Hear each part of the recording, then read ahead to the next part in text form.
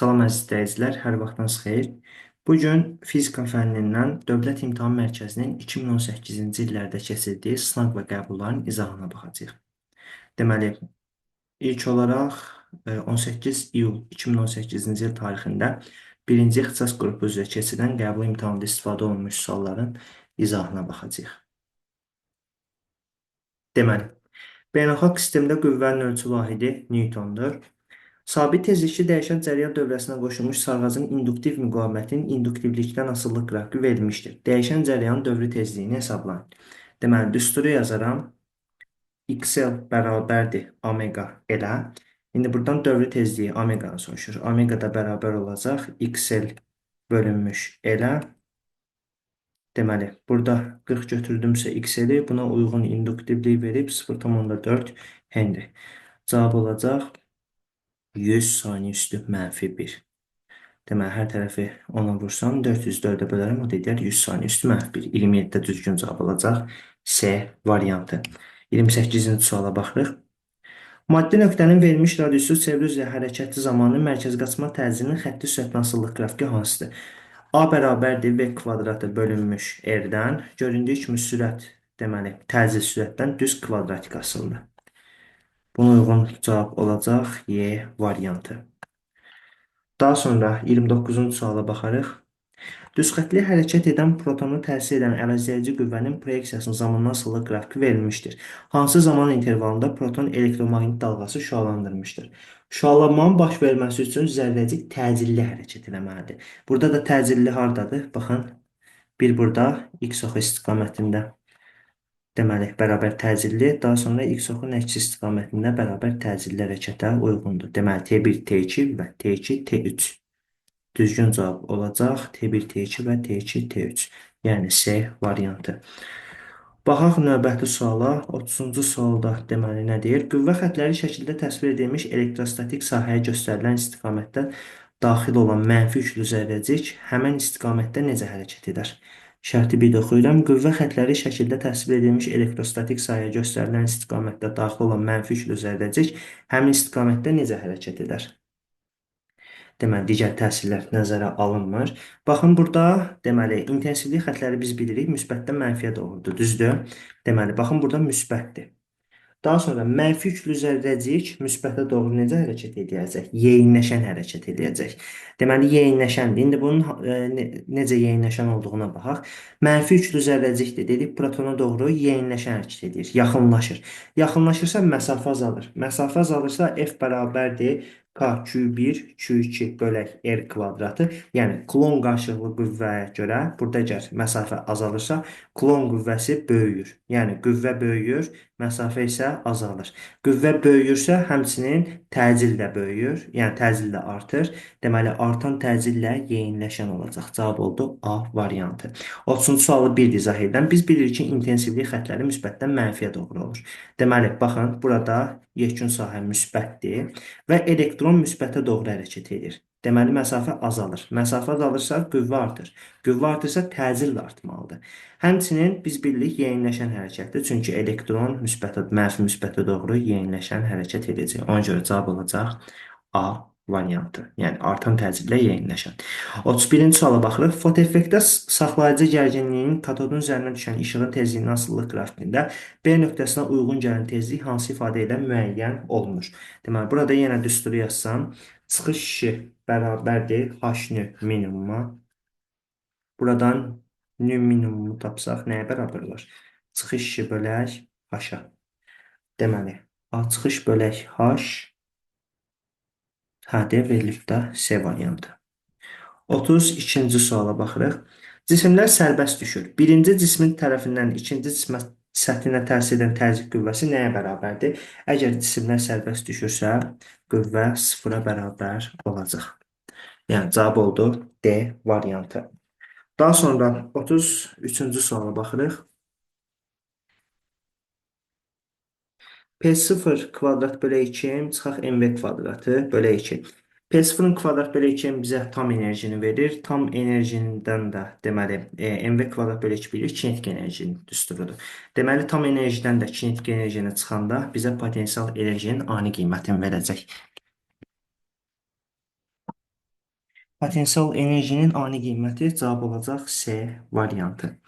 Daha sonra 34-cü suala baxaq. Yalnız sürtünmə qüvvəsinin təsiri ilə hərəkət edən avtomobilin başlanğıc sürətini 3 dəfə artırdıqda onun tormozlama yolu necə dəyişər?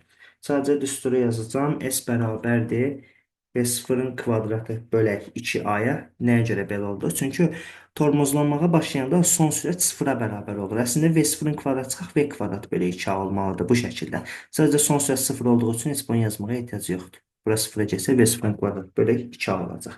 İndi bizə nə deyir? Başlanğıc sürət 3 dəfə artır. Əgər sürət 3 dəfə artırsa, tormoz yolu kvadrat asıldı. 9 dəfə artacaq. 9 dəfə artar, cavab olur B variantı. 35-ci suala baxaq. İki cərəyanlı naqil bir cism naqil sahəsində yerləşir. Birinci naqilə təsir edən amper qüvvəsi F-ə bərabərdir. İkinci naqilə təsir edən qüvvə nəyə bərabər olur? Birinci, deməli F amper bərabərdir IBL sinus alfaya. Yəni bilirik də burada əgər paralel olsa, sinus burada sıfırdır. Sinus sıfırdırsa amper qüvvəsi sıfıra bərabər olacaq. Yəni bu bizə lazım deyil. Birincidə deməli 1, 2, 3, 4 bölgüdür. Onda biz birincini yazarıq. F amper 1 bərabərdir. Deməli, bu bizə nə verir? 1, 2, 3, 4-dür də. L 4-dürsə, 4 IBL verər. Həmçinin bizə veribdir F-dir. Bu F-dir. İndi bizə 3 IB elə nə qədər olacaq? Bizdən onu soruşur. 4 IB elə F-dirsə, onda 3 IB elə nə olacaq? Deməli, belə yaza bilərik də tənin şəklində. 4x-imizə deməli 3F-dirsə, x nəyə bərabər olar? X-i buradan tapsaq 3F bölərik 4-ə. Yəni 4-də 3F cavab olacaq C variantı. Daha sonra 36-cı suala baxırıq. Kondensatorun köynəkləri arasındakı potensiallar fərqinin ondakı yükdən asılılıq qrafikinə görə hansı fiziki əməliyyatların qiymətini hesablamaq olar? Deməli, kondensatorun elektrik tutumunu C bərabərdir Q bölək U-ya. Bəli, hesablamaq olacaq.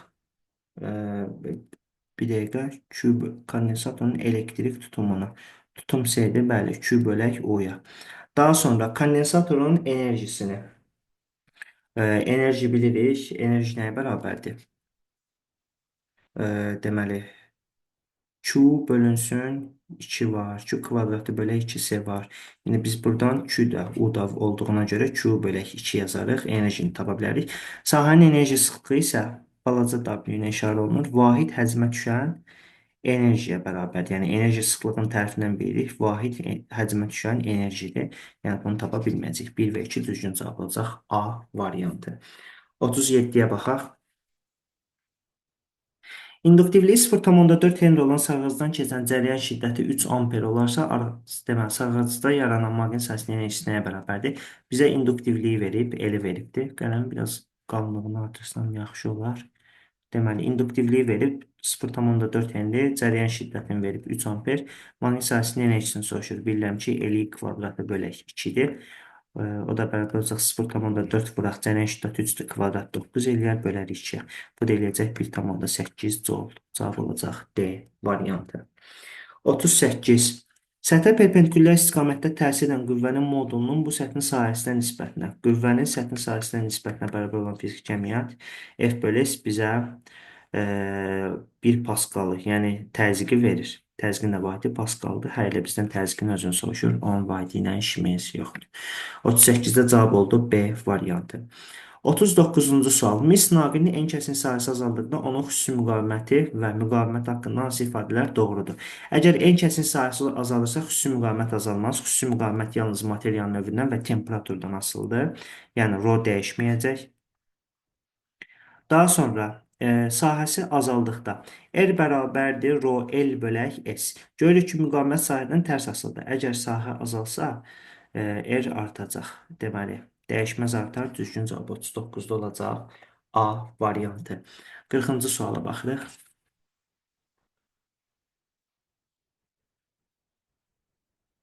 Vakuumda sükunətdə olan protonun yanından neytron keçir. Neytronun hərəkət trayektoriyasını göstərir. Neytron bildik ki, yüksüz zərrəcikdir. Ona görə, yəni bunu nə müsbət, nə də mənfi özünə cəzb eləməyəcək. Elə öz yolunla davam eləyəcək 3 istiqamətində. 40-da düzgün cavab oldu Y variantı. Daha sonra 41. Şüşə prizmadan keçən ağ işığın ekranda alınan Mn spektri göstərilmişdir. Spektrin hansı hissəsi qırmızı rəngdədir? Biz bilirik ki, ən az sınan burada qırmızı rəng olacaq. Ən çox sınan isə bənövşəyi rəng. Yəni burada ən az sınan hansıdır? Baxın buradan keçilərlə spektrdə bu. Deməli, üçüzlü prizmadan ağ işıq keçir. Burada yaxşı rəngləri yazın. Bizə hansı qırmızı rəngləri deyir? Birinci rəngləri yazsaq, deməli 7 dənə rəng idi, düzdür? Bunu belə yadda saxlamışam. Qarı nənə sarı yubqada Madmazel gözələ bənzəyir. Yəni hər bir cür yadda saxlayırdı. Belə də ola bilirdi. Belə də eşitmişdim. Qarı nənə 80 yaşında mücrü geyinib başına. Yəni bu qırmızıdır. Yazaq qırmızı, narıncı, xəttim oxunursa sarı, yaşıl, mavi, göy və bənövşəyi. Hə. İndi bizə 4-də deyir. 4 hansıdır? Qırmızı, narıncı, sarı, yaşıl. 4-də deməli qırmızı bax birincisinə düşür də. Birinci hissəyə deməli qırmızı düşəcək. 41-də düzgün cavab olacaq D variantı. Deməli ən azından qırmızı rəngə düşür. Daha sonra 42-ci suala baxırıq. Buranı silim.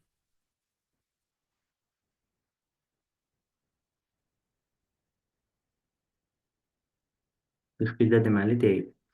Riyazi rəqqasın rəqs tezliyini təmin etmək üçün istifadə olunur. Yenə düsturunu yazsam, nü bərabərdir 1 bölək 2 pi kök altda hansı deyir? Riyazi rəqqas deyir. Ona görə də J bölək L yazaram. Burada baxın, 1 bölək 2 pi sabitdir, J sabitdir, L isə uzunluqdur və onu biz xəttkeş vasitəsilə, ölçü lenti vasitəsilə ölçə bilərik. 42 düzgün cavab olacaq Y variantı. 43. Bir cisim maqnit-sahəsinin induksiya xəttlərinə perpendikulyar istiqamətdə sayı daxil olan elektron sürəti azaldıqda onun trayektoriyasının əyrilik radiusu və dövrətmə periodu necə dəyişər? Gəlin baxaq, buna silirəm. Birinci deməli, sürət azaldıqda əyrilik radiusu və dövrətmə periodu soruşur. Baxın, birinci düsturu yazsam, R bərabərdir MV bölək QB-yə, düzdür? Çünki biz bilirik də MV bərabərdir R QB-dən. Buradan da R tapsaq MV bölək QB-dir. Sürət azalır. Sürət azalırsa radius artacaq. Deməli A, B, D gedir və bizdən periodu soruşur. 2 pi bərabərdir QBT-yə, düzdür? T nəyə bərabər olar? 2 pi bölək QB-yə bərabər olacaq.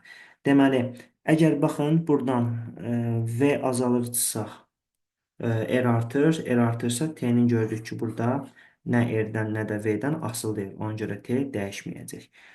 Deməli, artar dəyişməz düzgün cavab oldu Y variantı. Buraları silim, baxaq 44-də.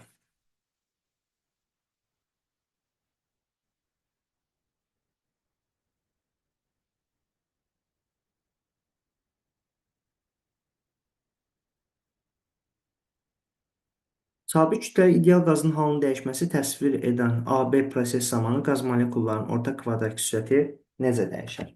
Deməli, birinci düsturu yazsaq, V bərabərdir kök altda 3 RT bölünmüş M-dən. İndi sabit kütləli ideal qazın halının dəyişməsi AB-də. AB izoxor prosesdir, təzyiq artır, düzdür? İzobar, deməli, üzr istəyirəm, izoxor nə olacaq? Təzyiq artırsa sıxılma olacaq da. Təzyiq artırsa, bəli, sıxılma ola bilməz. İzoxor prosesdir. Təzyiq artırsa, deməli, PV bərabərdir nü R T-dən. Nü R onsda sabitdir, izoxor isə V də sabitdir. Əgər təzyiq artsa, temperatur da artacaq. Deməli, olacaq izoxor qızma. Bizdə sürət soruşur. Sürət necə dəyişir? Əgər izoxor qızmadsa temperatur artır, temperatur artırsa sürət də artacaq. Sadəcə neçə dəfə artacaq? Təzyiq deməli 4 dəfə artır. Deməli temperatur da 4 dəfə artır. Temperatur 4 dəfə artırsa sürət 2 dəfə artacaq. Cavab olar B variantı. Daha sonra 45-ci suala baxaq. Silindrik qabda porşen altında olan doymamış buxarın izotermik sıxılmaqla maye çevirməsi prosesi diaqramda təsvir olunmuşdur. 1, 2 və 3 nöqtələrinə uyğun buxarın kütlə arasında hansı münasibət doğrudur?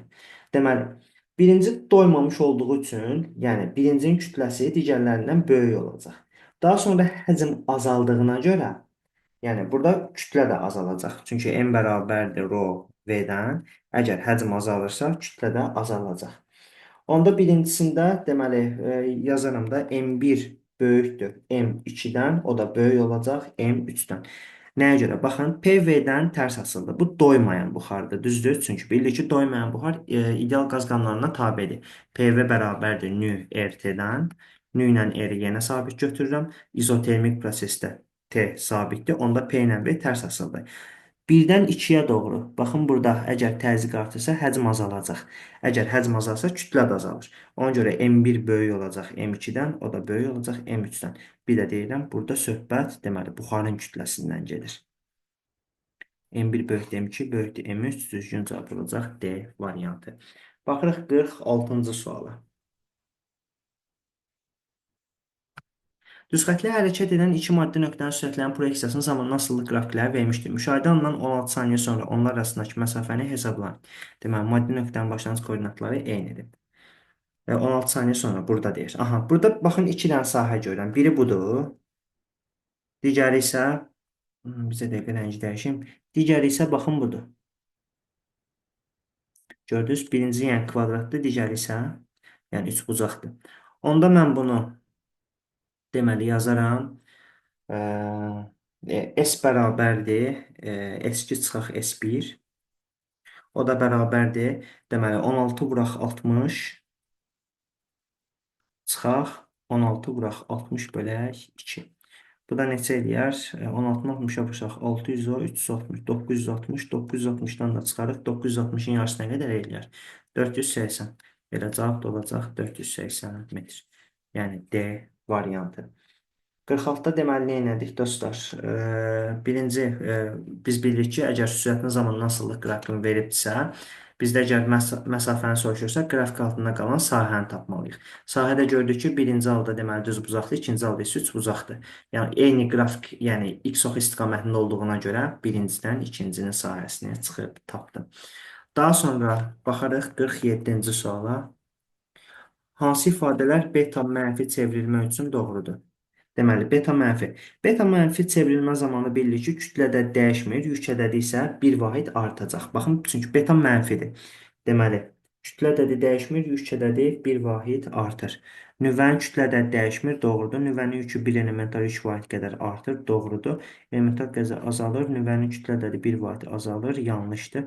Kütlə ədədi dəyişməyəcək, kütlə ədədi dəyişməyəcək. Elementin nüvəsi Mendeleyev cədvəlindən özündən bir xana əvvəldə yerləşən elektron nüvəsində yerləşir. Bu da yanlışdır. 47-də cavab oldu 1 və 2. Daha sonra 48-ci suala baxırıq. Müqaməti 0,4 ohm olan qapalı keçirici konturla hüdudlanmış səthdən keçən maqnit seli nə qədər dəyişməlidir ki, maqnitin en kəsiyindən keçən elektronların sayı 5 vuraq 10 üstü 18 olsun. Elementar yükü verib 1,6 vuraq 10 üstü -19 kulon. Cavabda V verilən istəyir. Deməli, mən birinci düsturu yazsam, epsilon bərabərdir delta phi bölünmüş delta t-dən. I də bərabərdir epsilon bölək r olduğuna görə epsilon yerinə yazaram delta phi bölünmüş delta t. R də bunun yanında olacaq. İndi cərəyan şiddətini bilirəm. Bizə R-i veribdir. Deməli, N-i veribdir. Bir də Y var. Hə. I də bərabərdir Q bölək T. Q-nü verməyib, amma NY var. Onda yazaram I-nin yerinə. NY bölək T bərabərdir. Delta phi bölək delta T vuraq R-ə. İndi buradan T-lər gedər. NY bərabər olar delta phi bölək R-ə. Bizdən isə nəyə soruşur? Maqnit seli nə qədər olmalıdır? Dəyişməlidir ki, delta phi-ni soruşur. Delta phi nəyə bərabər olar? Delta phi bərabər olacaq NY-ə. Yəni, N 5 vuraq 10 üstü 18-dir. Y 1,6 vuraq 10 üstü -19-dur. R nə qədərdir? 0,4-dür. Deməli, 1,6-nı 5-ə vursam, bura neçə eləyər? 8. 10 üstü 18-i 10 üstü -19-a vursam, vuraq 10 üstü -1 qalar. Bir də vuraram 0,8 deməli 4-ə. 0,4-ü 8-ə vursam neçə eləyər? 3,2. 3,2-ni də vuraram 10 üstü -1-ə. Belə bir cavab, hə, açıq suala verilib. Cavabı Weberlə ifadə edin. 3,2 vuraq 10 üstü -1. Bunu da yəni 10-a vursam, cəbr 10 üstü -1 bölək 10 deməkdir, düzdür? Bu da neçədir? 0,32 Weber. 0,32 Weber olacaq. Və yaxud milli desəydi, buranı 10 üstü -3-ə gətirərdik. Yəni, bölərdik 100-ə, buranı 100-ə böldüksə, digər tərəfdə 100-ə vurardıq. Olardı 320 milli Weber. Amma yəni, bu nə deməkdir? 0,32 Weber deməkdir. Çünki cavab bizdən Weberdən istəyir. 48 də belə, baxırıq 49-a.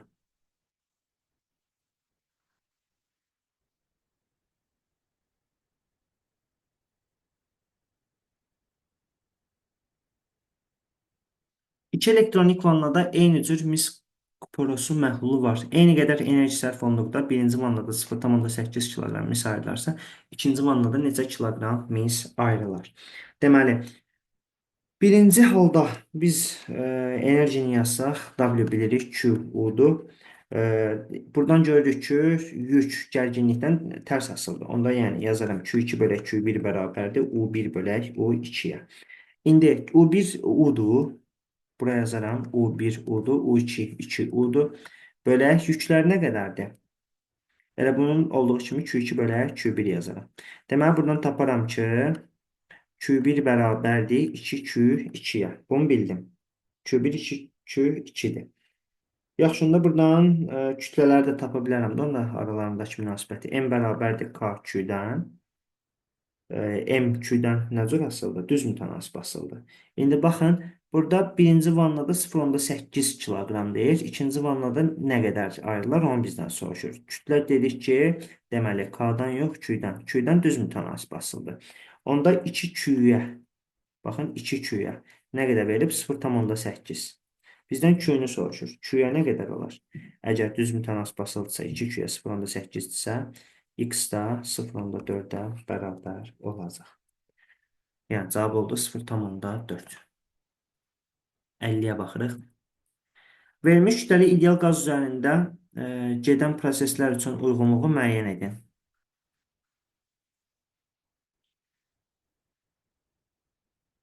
Birdə nə deyir?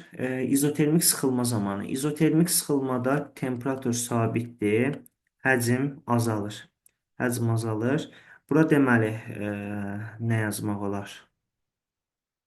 Qaz müsbət iş görür, sıxılır, yəni həcm azalır. Həcm azalsa necə müsbət iş görər? Mənfi iş görəcək. Mənfi iş görər verməyibdir. Amma baxın, sıxlıq azalar verir. Rho bərabər deyil, M bölək V-yə.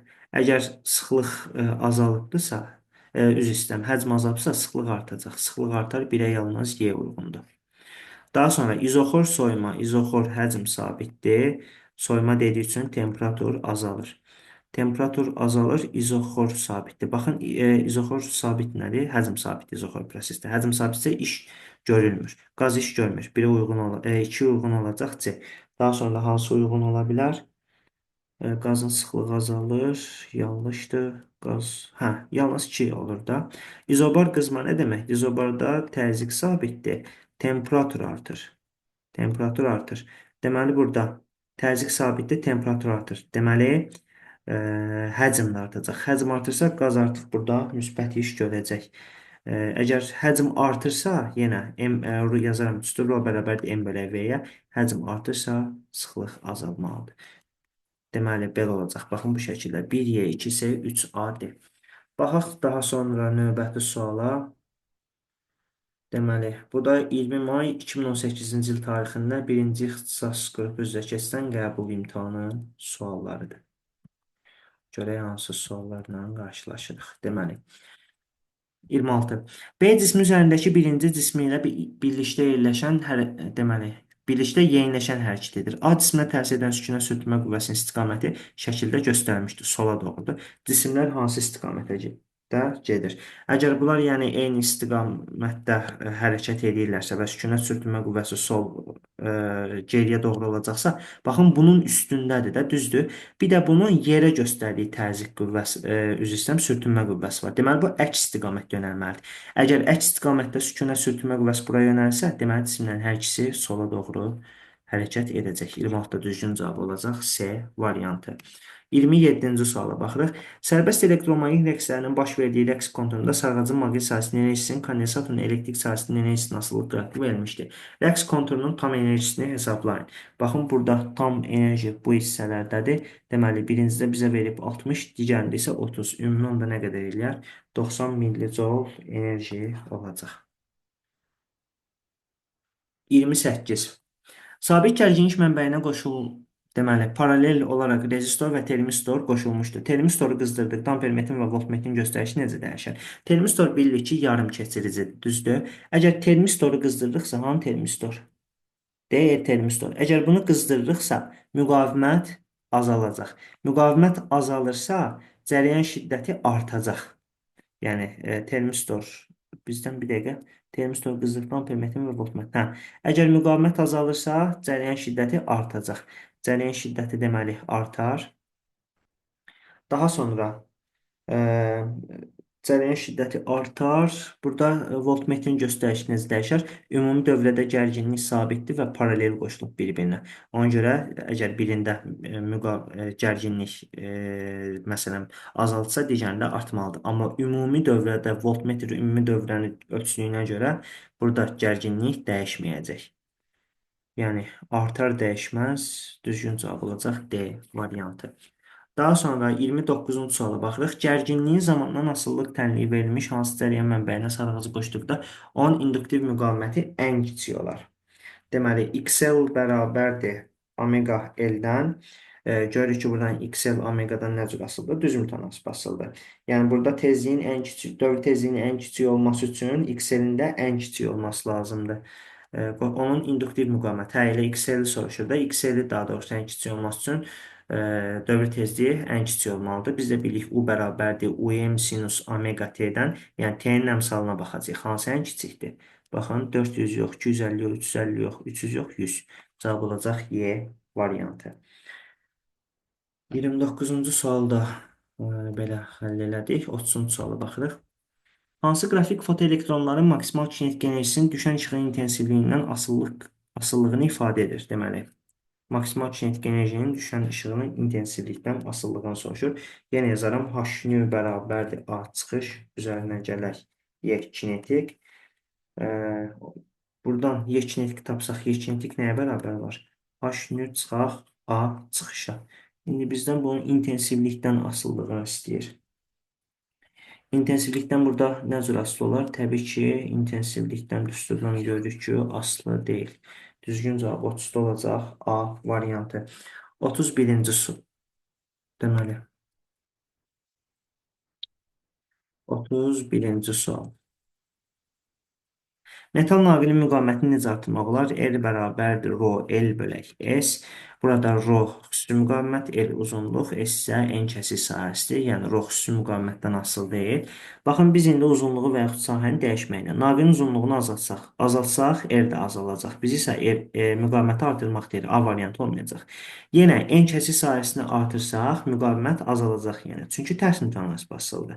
Ona görə B variantda əlverişli cavab deyil. Naqilin axan cərəyan şiddətini azaltmaqla asılı deyil. Naqilin kəsik sahəsini azaltmaqla, baxın, naqilin kəsik sahəsini azaltsaq, R artacaq. Cavab olacaq D variantı. Naqil soyutmaqla variant xatirinə verilmiş şeylərdir. 32-ci suala baxırıq. Azot qazı üçün böhran temperaturu -147 dərəcə Selsidir.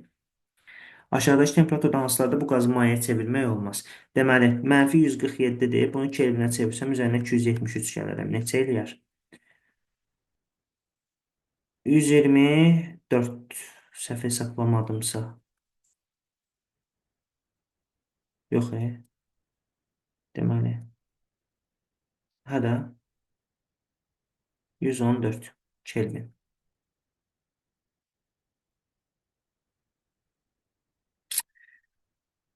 Allah. Deməli, nəysə bunu çıxaq 273. Başım çox dolubdu. Səhər 12-dən demək olar arda-arda dərsdəyəm. Sadəcə bu gün əslində mən bu dərsi Zoom proqramında keçirdim. Sadəcə indi belə hər kəs qoşulmadığı üçün məcbur YouTube üzərindən keçib link atacağam qruplarıma. Ona görə məcbur dedim bu gün çəkilməlidir. 273-dən deməli 147-ni çıxsaq. Nəysə, bunu belə eləməyəcəm. Belə daha uzun olur. 200-ə tamamlasam 53 qalır. 53-ün üzərinə 173 gələrəm. Neçə eləyər? 233 deməli. Yox, 130, 130-dan da deməli 4 çıxaram. 126 nəhayət düz tapdıq. Yəni 126 olmalıdır. Bir də üstünə gəlsəm 260, 273, hə, 126 Kelvindir. Nəhayət tapdıq. Uzun uzadı. Hesabladıqdan sonra. Deyək ki, çevirmək olmaz. Çevirmək olmaz deyirsə, artıq bunun deməli 126 Kelvinlə yuxarı qiymətdə, yuxarı temperaturlarda, böhran temperaturdan yuxarı temperaturlarda qazı maya çevirmək olmurdu. Yəni o uçub gedirdi. Burada da 126 Kelvindən yuxarı hansıdır? Y deyil, B deyil, C deyil, D deyil. Cavab olacaq A variantı. Daha sonra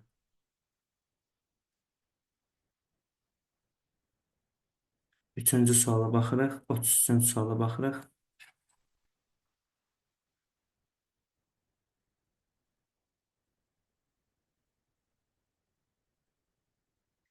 Hansı qurğuda yanacağın daxili enerjisi mexaniki enerjiyə çevrilir? Deməli, yanacağın daxili enerjisi mexaniki enerjiyə çevrilir. Fotoelementdə əlaqəsi transformator, tranzistor, elektron şüa borusu əlaqəsi. Baxın, dizel mühərrikində bəli, yanacağın daxili enerjisi mexaniki enerjiyə çevrilir. Yəni, istilik enerji hərəkət enerjisinə çevrilir. Doğrudur. 34-cü sual. İpin gəlmə qüvvəsi 20 Newton olduğunu bilərək F gəlmə qüvvəsini hesablayın. Biz bilirik ki, bir tərəfə təsir edən, blokun bir tərəfinə təsir edən qüvvə digər tərəfinə təsir edən qüvvəyə bərabərdir. Gəlmə qüvvəsi nə qədərdir? 20 Newtondur. Yəni MA 20 Newtondursa, deməli bu hissə olacaq 40 Newton. Bu hissə 40 Newtonsa, digər hissə də 40 Newton olacaq. Elə bizdən baxın buranı soruşur. Yəni 3M dartan qüvvə F gəlmə qüvvəsi 40 Newtona bərabər olacaq. 34-də düzgün cavab oldu D variantı. 35-ci suala baxırıq. Qapalı qabdakı ideal qazı qızdırdıqda onun tədqiq və sıxlığı necə dəyişər? Qapalı qab dediyinə görə izoxor prosesdir və biz bunu qızdırırıqsa temperatur artır. Temperatur artırsa həmçinin deyə bilərik təzyiq də artacaq. Deməli, təzyiq artar, sıxlıq necə olacaq? İzoxor prosesdə dəyişməz. Rho dəyişməz, konstant yazıram, təzyiq artar, sıxlıq dəyişməz, düzgün cavab 35-də olacaq B variantı. Daha sonra 36-cı suala baxırıq. Bir cisim maqnit sahəsindən çevre üzrə hərəkət edən protonu dövr etmə periyodunun 12 kinetik enerjisinin asıllıq qrafiki hansıdır? Deməli, çevre üzrə hərəkət edən protonu dövr etmə periyodunun 12 kinetik enerjisindən asıllıq qrafikini soruşur. Yaxşı, yenə düstur yazsaq, T bərabərdir 2 pi m bölək QB-dən. Buradan görürük ki, T enerjidən nə cür asılıdır? Enerjidən asılı deyil. Q-dən, B-dən, M-dən. Deməli, 36-da cavab tapdıq A variantı. 37-ci suala baxırıq. Elektrik sahəsinin verilmiş nöqtəsində yerləşən Q3-ün potensial enerjisi 50 J-dur. Həmin nöqtədə yerləşən Q2-ün potensial enerjisi nəyə bərabər olar? Potensial enerjini yazsaq, W bərabərdir Q0 Q bölək R kvadratı, üzr istəyirəm, R. Əgər potensial enerjidən söhbət gəlsə, R olacaq. İndi buradan W2-dən nə cür asılıdır? Düz mütənasib asılıdır, düzdür? Bizə hansı deyir? Nöqtə 3 deyir, yoxsa sınaq 3 deyir? Hə, verilmiş nöqtəsində yerləşən Q3-ün potensial enerji. İstənilən halda birlikdə hər ikisindən də düz mütənasib asılıdır. Ona görə baxın, bizə X-a 2 Q-dürsə, onda bizə burada nəyə bərabər olacaq? 2-ni vurarıq, Q nə qədər? Deməli, burada nə qədər enerji verib? 50. 2-ni vurarıq 50-yə taparıq 100 Joule. Cavab olacaq Y variantı. 38-ci sual. O mərkəzindən keçən ox ətrafında fırlanan disk üzərində təsvir olunmuş nöqtələrdə dövr etmə periodları arasında hansı münasibət doğrudur? Biz bilirik ki, ox ətrafında fırlanan bərk cisimlərdə perioddur. Bucaq sürətdə dövr etmə tezliyidir və dövrlərin sayı bir-birinə bərabər olacaq. 38 də oldu A variantı. 39-cu suala baxırıq. Kontur dayananan induksiya elektrik hərəkət qüvvəsinin zamanla asıllıq qrafiqi verilmişdir. 5 saniyə ərzində konturla hüdudlanmış səthdən keçən maqnit dəyişməsi modulunu hesablayın. Deməli, yazaram delta phi bərabərdir S fiqura, çünki deməli epsilon T-dən asıllıq qrafiqini verilibdir. Bu da nəyə bərabər olacaq? Trapez olduğuna görə alt oturacağı nə qədərdir? 0-dan 5-ə 5-dir. Üst oturacaq 5, 2-dən 5-ə 3-dür. Bölərik 2-yə vurarıq, hündürlükdə 2-dir. Bu da neçə olar? Deməli, delta phi bərabərdir. 8-i 2-yə bölsək 4. Deməli, vurarıq 2-yə, eləyər 8 Weber. Cavab olacaq A variantı. Daha sonra 40-cı suala baxırıq. 40-da. Linzanın xətti böyütməsinin vahidi, xətti böyütmənin vahidi yoxdur, adsız kəmiyyətdir. 40-da düzgün cavab olur B variantı. Sərbəst düşən cismin potensial enerjisi 2 metr yolda 80 coldan 50 cola qədər azalırsa, ona təsir edən ağırlıq qüvvəsini hesablayın. Yenə burada işi tapsaq, delta A nəyə bərabərdir? Baxın, 80 coldan 50 cola qədər azalır. Düzdür? Deməli, bu 30 coldur. Yer dəyişmə nə qədərdir? 2 metrdir. Bizdən isə görülən iş ağırlıq qüvvəsini soruşur, yox. F bərabərdir sual. Biz bilirik A bərabərdir F-ə. Onda F nəyə bərabər olar? A bölək S-ə bərabər olacaq. Yəni 30-da bölərik 2 eləyər 15 Newton. Cavab olacaq D variantı. 42-ci sual. Süni peyk yer ətrafında dairəvi orbit boyunca hərəkət edir. Peyk başqa orbitə keçdikdə mərkəz qaçma tezliyi artarsa, sürəti və yer ətrafında fırlanma periodu necə dəyişər? Deməli, birinci halda biz intensivliyi yazsaq, qravitasiya sərbəst kütlə təcili, qravitasiya intensivliyi yəni. J bərabərdir Jm bölək, müəyyən hündürlükdə dediyi üçün R üstə gələk H kvadratıdır. İndi burada bizə deyir ki, süni peyk yer ətrafında dairəvi orbit boyunca hərəkət edib, peyk başqa orbitə keçdikdə, yəni burada qravitasiya azalır, deməli, qravitasiya artır. Yəni əslində bu nəyin hesabına baş verir? Hündürlük əgər burada azalırsa, yəni məsafə yaxınlaşırsa da, belə deyim, hündürlük azalırsa, qravitasiya artacaq. Bizə nə deyir? Bəs peyk başqa orbitə keçsə mərkəz qaçma təcili artarsa, təcil artır. Təcil artır, yəni qravitasiya sərbəstləşmə təcili də artacaq. Sərbəstləşmə təcili artmağı ilə H-ın azalmağı deməkdir. Əgər H azalırsa, biz bunu süni peyklər üçün yaza bilərik. V bərabərdir Jm bölək müəyyən hündürlükdə R üstə gələk H-dır. Əgər H azalırsa, sürət artacaq. Çünki kök altda tərs mütənasib basıldı. Deməli, sürət artır. Əgər sürət artırsa, bunu işarələyim. Deməli, Vt bərabər deyil 2πr-ə. Onda T nəyə bərabər olar? 2πr bölək V-yə bərabər olar. Sürət də artırdısa, period da azalacaq. Sürət artar, period azalar. Artar, azalar. Cavab olacaq B variantı. Daha sonra 43-cü suala baxarıq. Buraları silin, ümid edirəm, tam aydın oldu.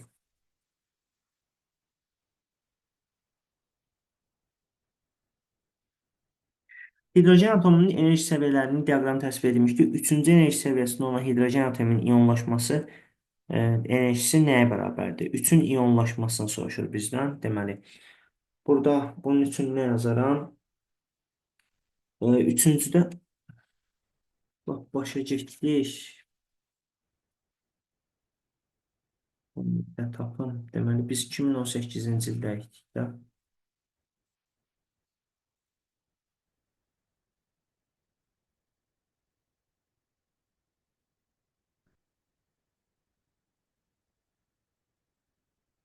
İldir.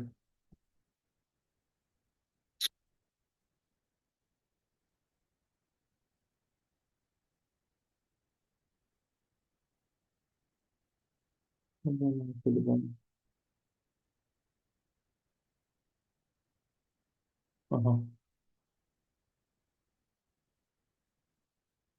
Biz deməli 18 buraları işlədik. Gəldik neçənci solda qaldıq? 41 idi ya 42 idi səhv eləmirəmsə, onu deyim taparıq. Hə. Deməli 41-ə baxdıq, 42-yə də baxdıq, 43-cü solda. 43-də nə deyir? Üçüncü hə, bunu biraz bu tərəfə çəkim.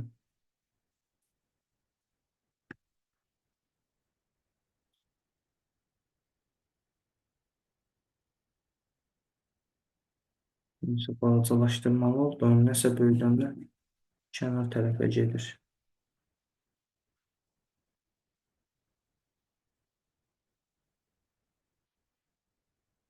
Nəsə tutub sürüşdürə bilmirəm bunu. Qalsın.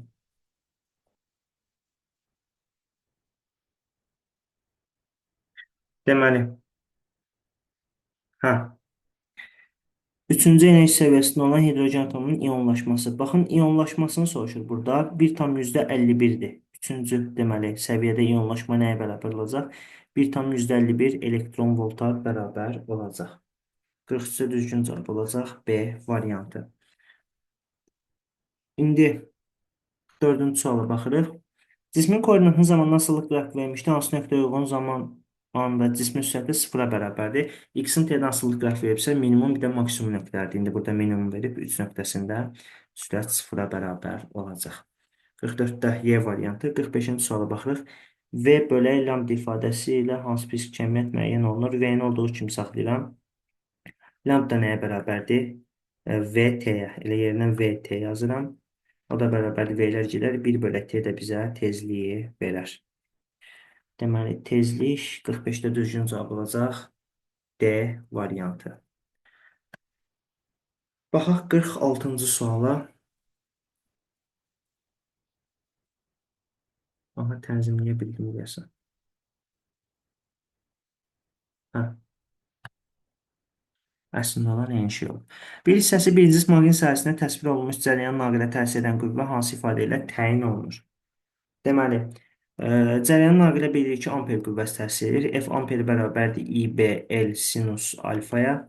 Burada indi biz birlikdə bu hissədə 0 olacaq. Çünki maqnit induksiya vektoruna paraleldir. Paraleldə sinus 0-dır və amper qüvvəsi 0-a bərabər olacaq. İndi burada naqilin uzunluğu 2L-dir. Onda amper qüvvəsi nəyə bərabər olar? L 2L-dirsə 2IB L-ə bərabər olacaq. Yəni cavab olacaq C variantı. 47. Oğlan bərabər sürətlə şaquli yuxarı istiqamətdə hərəkət edən liftin kabinəsindədir. İfadələrindən hansı lift bərabər yeyinləşən hərəkət başladıqda doğrudur? Bərabər yeyinləşən yuxarı doğru bərabər yeyinləşənsə P bərabərdir mj üstə gələk A. Aşağı doğru bərabər yeyinləşənsə mj çıxaq A-ya bərabər olacaq. Oğlanın dayağa göstərdiyi təzyiq artar. Deməli, ifadələrdən hansı lift bərabər yeyinləşən, bir də bərabər sürətlə şaquli yuxarı istiqamətdə. Hə, bizə şaquli yuxarı deyir. P bərabər oldu mc üstə gələrək. Oğlanın dayağa göstərdiyi təzyiq artır. Bəli, MA qədər artacaq. Deməli, 1 doğrudur. 2 gedər. Dayağa göstərdiyi təzyiq dedik ki, artar. 3 də gedər. Oğlana təsir edən ağırlıq qüvvəsi dəyişməz. Ağırlıq qüvvəsi bir qayda olaraq həmişə mc-yə bərabərdir və sabitdir, dəyişmir. 4 doğrudur ona görə. 5-6 da yanlışdır. 47-də cavab olacaq 1 və 4. 48-ə baxırıq. Sarğacda cərəyan şiddəti 2-dən 5-ə qədər artdıqda maqnit sahəsinin enerjisi 84 joule artır. Sarğacın induktivliyini hesablayın. Baxın, buradan biz birinci halda W1 bərabərdir L I1-in kvadratı bölək 2. Bu nəyə bərabər olar? Əvvəlcə 2 amper idi. 2-nin kvadratı 4-dür. 4L bölü 2 olacaq 2L. Daha sonra W2 bərabərdir L I2-nin kvadratı bölək 2. 5 amper oldu. 5-in kvadratı 25. 25L bölək 2. Yaxşı yazaq 25L bölək 2. Bu da olacaq 4L bölək 2. Düzdür? İndi biz deltasını tapsaq, delta W bərabərdir W2 çıxaq W1-dir. Yazarıq delta W bərabərdir 2-də 25L çıxaq 2-də 4L. Bu da eləyəcək 2-də 21L. Hə, nə olsun ki? Sarğacın induktivliyini soruşur. Bunu bizə 84 veribdir, düzdür? Yaxşı. Gəl tapaq. 21L bərabər oldu 84 vuraq 2-yə. Yəni 168-ə. 21L onda nəyə bərabər olar? Bizdən elə induktivliyi soruşur da. L də bərabər olacaq 168 bölək 21-ə. 168 21-ə bölsək neçə dəfə düşər? Deməli 8 dəfə düşəcək. İnduktivliyin vahiddə Henridir. 8 Henri cavabı tapmış olaraq. Baxaq 49-cu suala. Sabit gərginlik mənbəyinə qoşulmuş müstəvi hava kondensatorunun enerjisi 10 milli jouldur. Kondensatorun lövhələri arasındakı dielektrik nüfuzluğu 7 olan dielektriklə doldurduqda onun deməli enerjisi nə qədər artar? Cavabı milli joulla ifadə edin. Deməli, W bərabərdir CU kvadratı bölək 2. Bu da nəyə bərabər olacaq? Deməli, əgər tutumu açsaq, epsilon 0 S bölək D-dir. Yuxarıda U kvadrat, aşağıda da 2 qaldı. Deməli, W nəyə bərabər olacaq? Epsilon 0 S U kvadrat bölək 2 D-yə. İndi burada birinci halda W1 nəyə bərabərdir? 10-a. İkinci halda isə maqnit nüfuzu 7 olan dielektriklə doldururuq. W2 bərabər olacaq. Gördük ki, dielektriklə nə cür asıldı? Düz mütənasib asıldı. Onda əgər birinci 10-dursa, ikinci nəyə bərabər olacaq? 10 vuraq 7-yə. Yəni 70-ə bərabər olacaq. Yəni birinci 10 joule idi, ikinci 70 joule olacaq. Nə qədər artar? Delta W soruşur. O da bərabər W2 çıxaq W1, yəni 70-dən də 10 çıxarıq. Cavab olacaq 60 joule. Yəni 60 joule artacaq. 49-da cavab oldu 60. Baxırıq 50-ci suala. Elektrik dövrəsinin elementləri və ifadələr arasındakı uyğunluğu müəyyən edin. Voltmetrin şərti, şərti işarələr göstərir. Yaxşı, 1, 2, 3. Bir həqiqətən də voltmetrin şərti işarəsidir. Başqa buna uyğun nə var? Yarımkəsici diodun işarəsidir. Bu ikincinindir. İş prinsipi bu maqnit sahəsinin cərəyanını çərçivəyə göstərdiyi yönəldici təsirə əsaslanır. Bu yenə voltmetrin iş prinsipi olacaq. Maqnit sahəsinin cərəyanını çərçivəyə göstərdiyi yönəldici təsirə əsaslanır. C getdi. Reostatın şərti işarəsidir. Reostat üçüncüdür. D getdi 3-ə. Ampermetrin şərti işarəsi yoxdur. Ampermetrin şərti işarəsi dövrəyə 2 tıxacda qoşulur. Şərti işarəsi də budur. Deməli 1 AC, 2 B, 3-dür. Oldu yoldaşlar. Bugünlük bu qədər. Sağ olun.